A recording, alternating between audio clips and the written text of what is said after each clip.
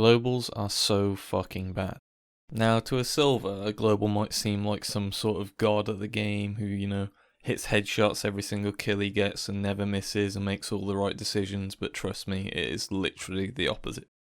So, first round of that game I just started watching, and this is the B anchor, buys a UMP, literally no nades, jumps straight across doors, doesn't even think about it, runs towards tunnels, and just peeks and dies. So I shouldn't really have to explain why this is really fucking bad for your team, but you're the solo B anchor player, which means you should only work on surviving and not letting them onto the site for free without buying time for your teammates. So you should always have nades, and that should be your main priority, is just not dying. So for this guy to buy only a gun, no nades, run across, peek immediately, against a full buy, might I add, he has a UMP and he's peeking into like a full buy, into a guy that could already be holding, and then he just gets punished for it like he should do. But he's just let their entire team onto the B site for free. Like, the mid player can't rotate in time, and now 3 people are on B and they've definitely lost the round. So what should happen in this situation is the mid player should instantly rotate up to B doors and hold for the cross so they can't easily get onto site and plant, and delay them for as long as he can while his team rotates. And instead what happens is the mid player stays there, gives them the site, then walks through mid when he has no idea where anyone can be, or, if they have short control or if they have tunnels control. He just walks through on a gamble, gets punished for it, and the bomb is planted. His 3 players on A haven't even begun to rotate yet, and the round's already lost. There are so many globals that think they're actually good at the game. It's fucking hilarious. Like, they think because they're the highest rank they're good, and then they'll go into a game and I'll look at them on the minimap and see them doing this kinds of shit, and I'm just like, how the fuck is this the highest rank in the game? Take this guy that's gone out of his way to buy an ult, for example. The terrorists went long, they got obliterated, and now he's gone long to watch the bomb because they know the last guy is outside long / T-spawn somewhere. Look at the angle he's holding. As soon as I saw him start holding this, I knew he was going to miss. If the dude does anything other than peek directly into where his crosshair is and stand still, this dude is missing. Oh look, the dude peeked straight past his scope because no one would peek like he's expecting the dude to peek, and the guy missed because he's got shit reaction times and held the angle way too narrow because he doesn't have a brain. Global Elite, by the way, highest rank in the game, by the way, doesn't even know how to hold a basic angle with a fucking AWP that he bought. I know there are going to be some people that are like, this kid's a nobody, why the fuck should I care about his opinion?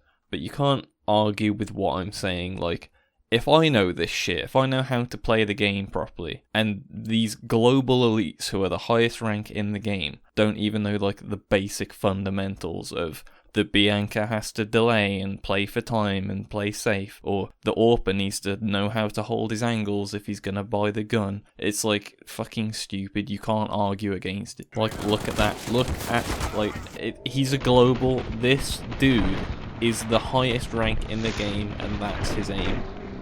It's Chris again from like the first clip, but fucking hell, like, come on. At least he got a gold E-League pick'em, eh? Yep. Oh, that shows off his knowledge of the game. Right, so if you ever come up against this Chris guy in your game, just go beat tunnels like this dude is here.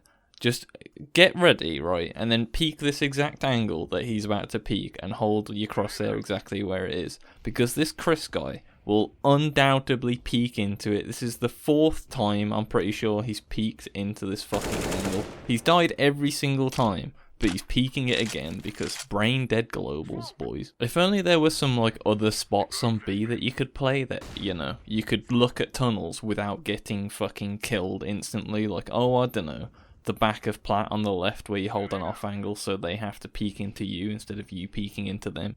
Or, you could just not peek tunnels and then smoke it and then just hold an off angle so that when they come out, they have to check 50 other angles instead of looking directly at you, or just holding an angle for you to peek into.